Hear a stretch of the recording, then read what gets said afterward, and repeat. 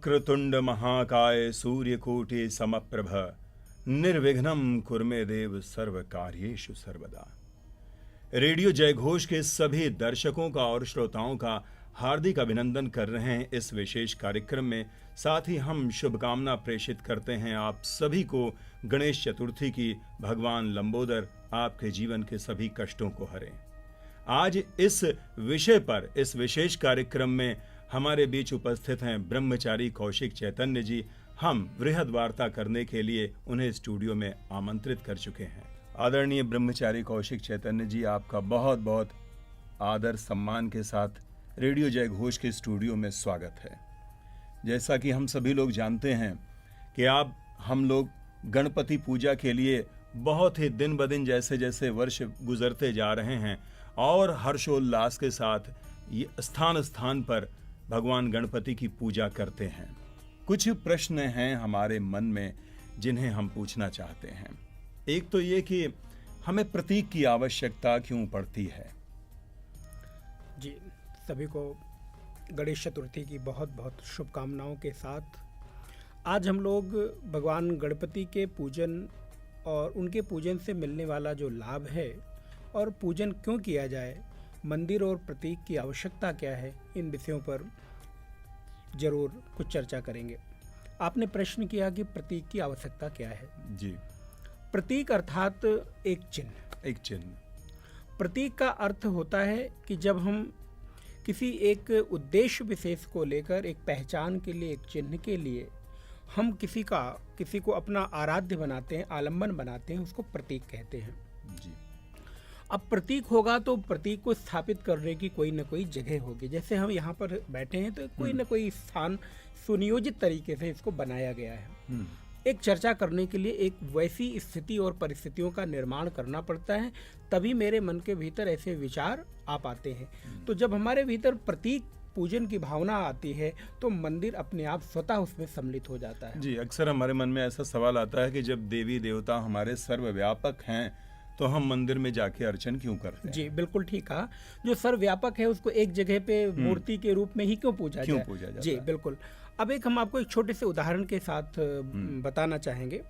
जैसे कोई बालक छोटा होता है जब, तो उसको हम सबसे पहले अगर एप्पल बताना है कि ये सेब है या ये अन्य कोई वस्तु है तो क्या बताते? ए फॉर एप्पल पढ़ाते तो हैं, लेकिन उसके पढ़ाने के साथ साथ उसको एक कोई ना कोई एप्पल का चिन्ह भी दिखाते हैं, प्रतीक भी दिखाते हैं। अर्थात उसको अक्षर ज्ञान के साथ, प्रतीकों के साथ, उसको चिन्हों के साथ हम समझाते हैं। वैसे जैसे कोई व्यक्ति अगर अक्षम हो, जिसके पैरों में सामर्थ्य ना हो, कोई बालक हो, कोई विकलांग हो, तो उसको क्या वैसाखी की जरूरत पड़ती है। तो जैसे शरीर की अक्षमता के साथ हमको अन्य पदार्थों के सहयोग की जरूरत पड़ती है, ठीक उसी प्रकार कुछ लोगों के साथ हमें मानसिक अक्षमता भी दिखाई पड़ती है। जब हम मानसिक रूप से किसी स्वस्थ चिन्ह के साथ, प्रतीक के साथ जुड़ते हैं, तो ऐसे में हमको आवश्यकता पड़ती है हमारा जो प्रतीक हो वो इतना सर्वव्यापक हो, समर्थमान हो कि वो हमारी अक्षमता को हमको पोषित कर सके, प्रेरित कर सके। इससे प्रतीक का अर्थ है जहाँ से मुझे प्रेरणा मिले, जहाँ से मुझे एक जीवन जीने के लिए एक सुखद वातावरण की अनुभूति मिले।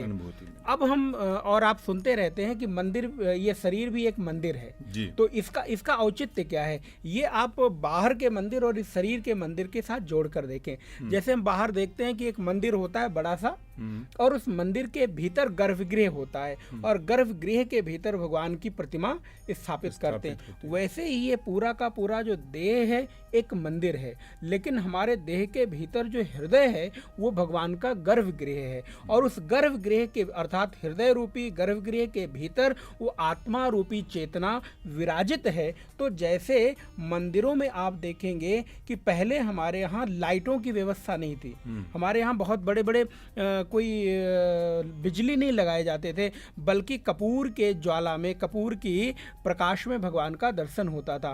तो पूरा गर्भगृह अंधकार में होता होता था, केवल कपूर की ज्वाला में, कपूर जब जलता था उसके प्रकाश में भगवान का मुख दर्शन होता था। वैसे ही इस हृदय रूपी गुहा भी चारों तरफ से अंधकार में है, वहाँ पर वो चेतना विराजित है, वो परमात्मा का निवास है। और वहाँ भी जब हम ज्ञान का प्रकाश प्रकाशित करते हैं तो वहाँ उस हृदय रूपी चेतना में उस तत्व का दर्शन होता है। इसलिए मंदिर की आवश्यकता इसलिए है कि हमारे हृदय रूपी गुहा में बैठा हुआ जो चैतन्य तत्व है उसको अभी मैं अज्ञानता के कारण हृदय में नहीं देख पा रहा हूँ, तो उसी को अपने प्रतिनिधि के रूप में मंदिर के और मंदिर के गर्भगृह में भगवान को स्थापित करके हम पूजते हैं। मुझे गोस्वामी तुलसीदास जी का एक दोहा याद आता है, राम नाम मणिदीप धर जी देहरी द्वार, तुलसी भीतर बाहर जो जो चाह तो वो प्रकाश है। आपने बहुत अच्छा विश्लेषण किया। मैं एक प्रश्न और मन में आता है कि जिस तरह से हम देख रहे हैं कि अभी उत्सवों का प्रचलन बहुत बढ़ गया है, पहले महाराष्ट्र था और फिर अब समूचे भारत में। ठीक है, पूजा तो बहुत आवश्यक है, लेकिन उत्सव मना करके, उससे दर्शायमान करके या उसका प्रदर्शन करके पूजन करने की आवश्यकता क्या है? जी, सबसे पहले तो हम इस बात पर विचार करें, उत्सव माने क्या? उत्सव माने उत्सव अर्थात जहां पर मन की प्रसन्नता को एक वेग मिले उसको उत्सव कहते हैं। उत्सव अर्थात जहां पर हमारा मन का उत्थान हो, मन के भीतर एक उल्लास का, प्रेरणा का उन्नयन हो, ऐसी परिस्थिति को उत्सव कहते हैं। जहां पर मेरे भीतर उन्नयन की भावना जागृत हो। और उत्सव कभी भी बुझे हुए मन से नहीं होता। उत्सव जब भी होगा तो वहां पर उल्लास होगा, हर्ष होगा, प्रेरणा होगी, एक विशेष प्रकार का हमारे भीतर आह्लाद का भाव जागृत होता है। तो जो आह्लाद की भावना है, उस आह्लाद की हृदय के भीतर भावना को बाहर प्रकट कर देना ही उत्सव है। जो भीतर का आह्लाद है, भीतर का प्रेम है, भीतर की जो प्रेरणा है, उसको बाहर प्रकट कर देने का नाम ही तो उत्सव है। बस हम अंदर की भावना को बाहर व्यक्त कर देते हैं। बाहर व्यक्त करने के लिए हमें कोई माध्यम चाहिए, चाहे वो दुर्गा पूजा के रूप में हो, चाहे गणेश पूजा के रूप में हो, चाहे वो नवरात्रि आएगी तो हम देवी की प्रतिमा स्थापित करेंगे, गणपति की प्रतिमा स्थापित करेंगे, रामनवमी हो, कृष्ण जन्माष्टमी इत्यादि इत्यादि इत्यादि। तो जहां भी हमको उत्सव मनाने का अर्थात अपने उल्लास को प्रकट करने का माध्यम मिल जाए, उसी परिस्थिति को उत्सव कहते हैं।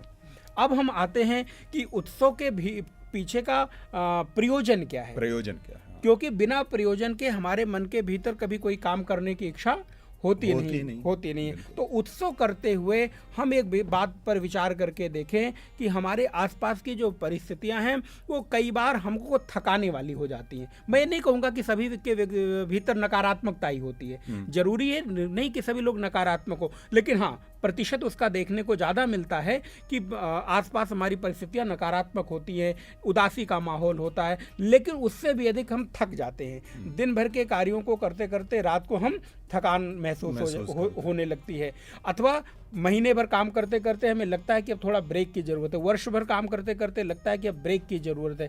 तो हमारे जीवन में जब थकान को निर्मूलन करने के लिए हटाकर एक ऐसा माहौल आसपास आ जाता है जहां हम अपने आप को तरोताज़ा अनुभव कर सके, जहां हम अपने अंदर की खुशी को व्यक्त करने के लिए संकोच ना करें। अगर उत्सव है तो नृत्य भी कर रहे हैं, गाने का भाव है तो गा भी रहे हैं, अच्छा भोजन बनाने की इच्छा है तो अच्छा भोजन बनाकर भगवान को भोग लगाकर उसको खा भी रहे हैं, और वस्त्र पहनने की इच्छा है तो नाना प्रकार के परिधान भी धारण कर रहे हैं, रंग बिरंगे वस्त्र। अब उत्सव है इसका मतलब है नहीं कि सफ़ेद कुर्ता और पैजामा पहन लिया, उत्सव है तो इसका मतलब है नहीं कि बहुत हम साधारण से कपड़े पहन लिए। उत्सव का मतलब ही है कि जहाँ आनंद हो।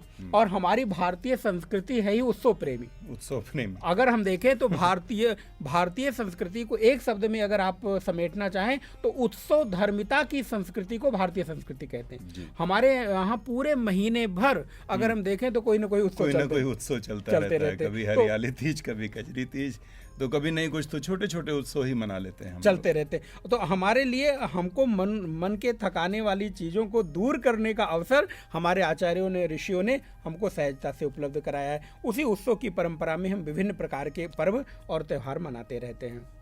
तो आपने कहा कि हम जब थक जाते हैं तो हम एक विराम लेते हैं। फिलहाल हम एक यहाँ छोटा सा विराम लेते हैं और इस वार्तालाप को अभी आगे बढ़ाते हैं। तब तक आप सुनते रहिए रेडियो जय घोष और जुड़े रहिए रेडियो जय घोष के साथ। जय